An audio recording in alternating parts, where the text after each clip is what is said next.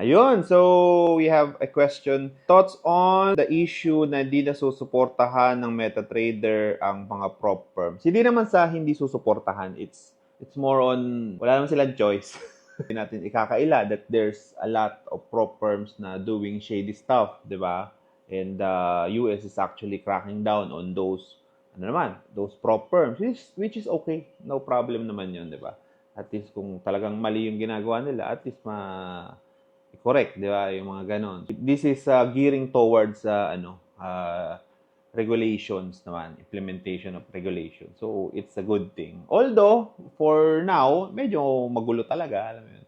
Actually, yun nga yung parang nangyayari ngayon sa group ko doon. The EA development course is mainly MetaTrader 5 programming eh. So, I'm thinking of including na kung paano maggawa ng bridger, or kung paano maggawa ng whatever man na ano. Pero it's a very simple solution, you know. Regardless of the platform, the trading principles, di mo mag-iiba yun, di ba?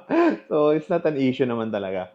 And issue lang yun for algo traders like us. Medyo malaki ang epekto sa amin noon. Pero doon sa mga manual traders, it's just a matter of being familiar na lang ulit doon sa sa another platform eh, di ba? So, probably hanggang 2 to 3 months, very chaotic to. Palipat-lipat ng broker yung mga prop firms pa, whatever. Pero, ang tip ko nga sa karamihan, if medyo naguguluhan ka na, just stay away muna and balik ka na lang. Aral ka muna mag-iba ng iba. Aral ka muna mag-algo, ganun. Aral ka, di ba? Take a break. Kung sasabayan mo ng sasabayan yan, ikaw lang din mapapagod. And sa huli, ganun din naman yung magiging resulta. Siguro, just wait it out.